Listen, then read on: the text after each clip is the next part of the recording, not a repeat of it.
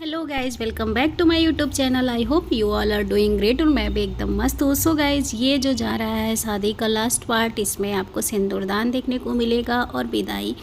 तो क्या क्या रस्म होती है सिंदूरदान और विदाई के बीच में, वो सब कुछ इस ब्लॉग में आपको देखने को मिलेगा। सो ये देख रहे हैं मेरा सिंदूरदान, मतलब जो सिनौरा हम लोग के यहाँ से ससुराल साइड से आता है वो है। तो सबसे पहले यहाँ पे क्या होता है कि गौरी गणेश जी को टीका लगाने के बाद सिंदूर लगाया जाता है।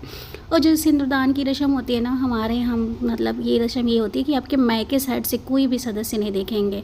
सिर्फ यहाँ पे जो देख रहे हैं ये मेरी बड़ी बहन है, क्योंकि इनकी शादी हो गई है तो ये देख सकते हैं, लेकिन जो जेंट्स होते हैं हमारे साइड से वो नहीं देखते हैं सिंदूर लगाते हुए। तो इसलिए ढक के ही सिंदूर लगाया जाता है। जब सिंदूर लग जाता है तब उसको हटा के सिर्फ फ़ोटो के लिए यहाँ पर आप देख रहे हो, वैसे सिंदूर जो था वो ढक के ही लगाया गया था। तो जब सिंदूर लग जाता है तो फिर सिंदूर बहाने का एक रस्म होता है हमारे यहाँ। तो यहाँ पे आपकी मतलब घर में जो बड़ी बहन या बुआ होती हैं वो करती हैं।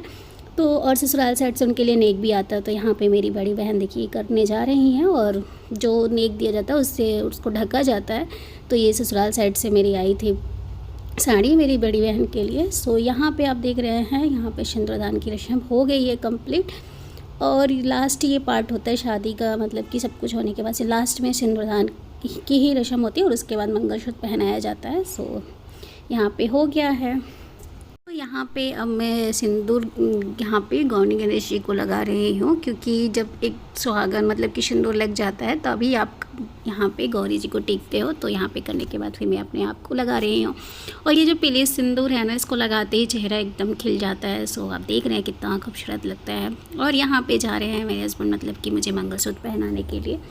सो बहुत जगह पे पहनाया जाता है। बहुत जगह पे क्या होता है कि जो आपका डाल का सामान चढ़ाया जाता है वहीं पे मंगलसूत्र भी चढ़ा देते हैं। बट हमारे यहाँ ऐसा हुआ था कि ये मुझे पहनाया था। और उसके बाद फिर मटढक्की की रस्म होती है जो कि आपके ससुर करते हैं।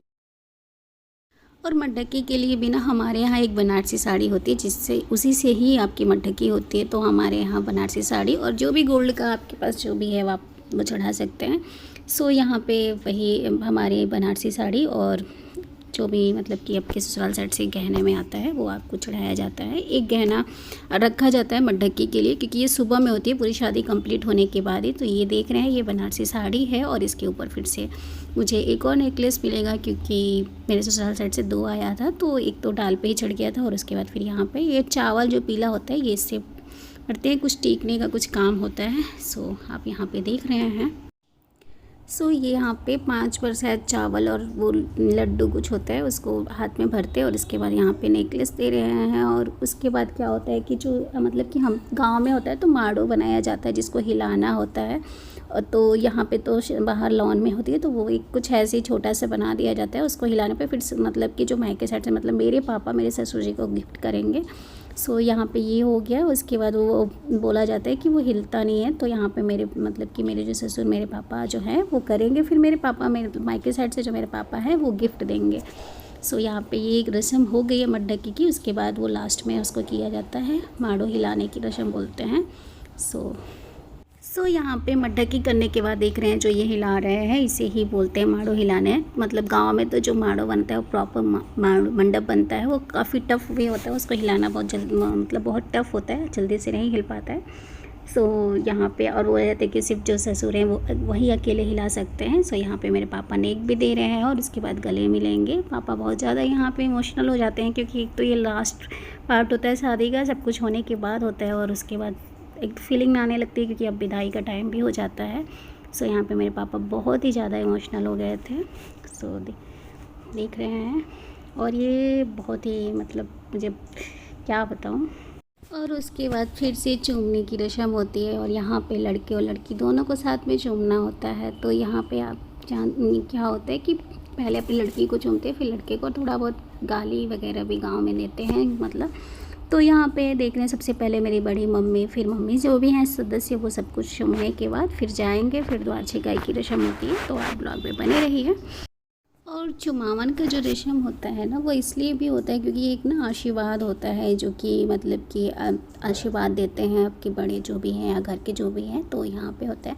और थोड़ा बहुत हंसी मजाक भी होता है क्योंकि जो शाले होते हैं ना दूल्हे को, इसमें धक्का वक्का भी देते हैं, तो इसलिए बहुत जगह पे तो क्या होता है कि मतलब कि जो दूल्हे हैं उनके भाई लोग उनको पीछे पकड़ के बैठे रहते हैं। यहाँ पे मेरी बड़ी बहन आएगी, जब इनको धक्का देगी ना तो मेरी भाभी इनकी साइड से इनको बचा लेंगी क्योंकि इनकी तो तबीयत थोड़ी सही नहीं थी।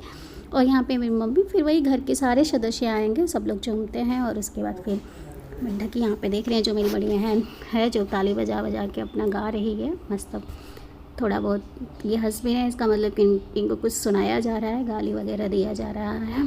सो देख रहे हैं यहाँ पे भाभी आई हैं।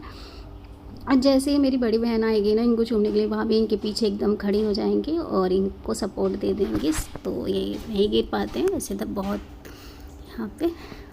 सो आप देख रहे हैं, ब्लॉग में बने रहिए। ब्लॉग अच्छा लगेगा तो मेरे चैनल को सब्सक्राइब करना ना भूलिए, लाइक कीजिए और सब्सक्राइब भी कीजिए। सो देखिए यहाँ पे भाभी सपोर्ट कर दिए हैं। और इसके बाद मेरी छोटी बहन और सालू मतलब मेरे घर के सदस्य जो भी हैं वो आए हैं। और सो आप देखिए, ब्लॉग में बने रहिए।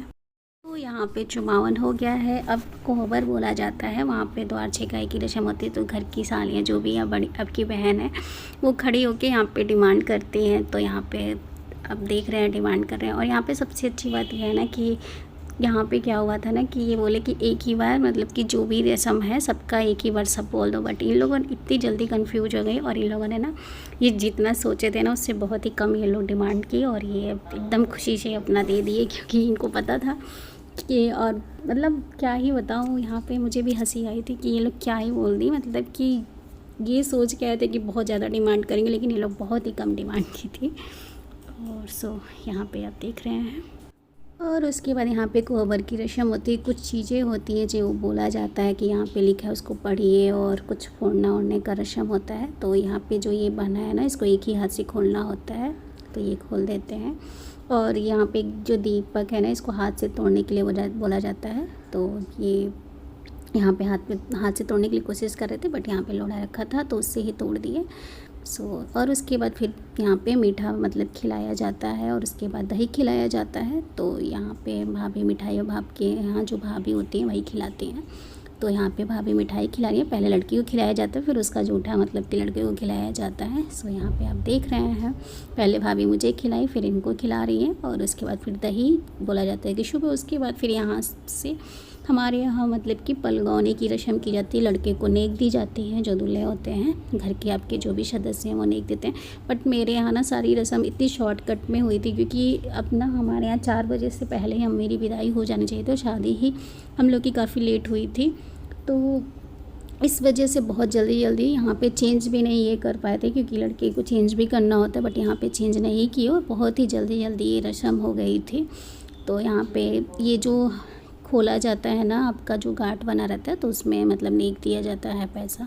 तो यहाँ पे वही बड़ी मम्मी दे रही थी। सो ये होने के बाद पलगौनी की रस्म बहुत ही शॉर्टकट में होती, क्योंकि मेरी ना विदाई हो गई थी और 2 जगह से विदाई थी, क्योंकि यहाँ से लॉन से करने के बाद फिर घर से भी था।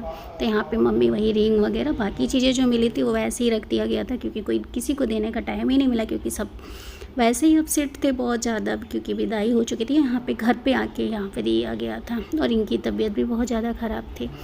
सो ये देख रहे हैं आप, ये सब कुछ देने के बाद अब विदाई की रस्म होगी, जो कि काफ़ी इमोशनल ब्लॉग है, ये लास्ट का जो पार्ट है।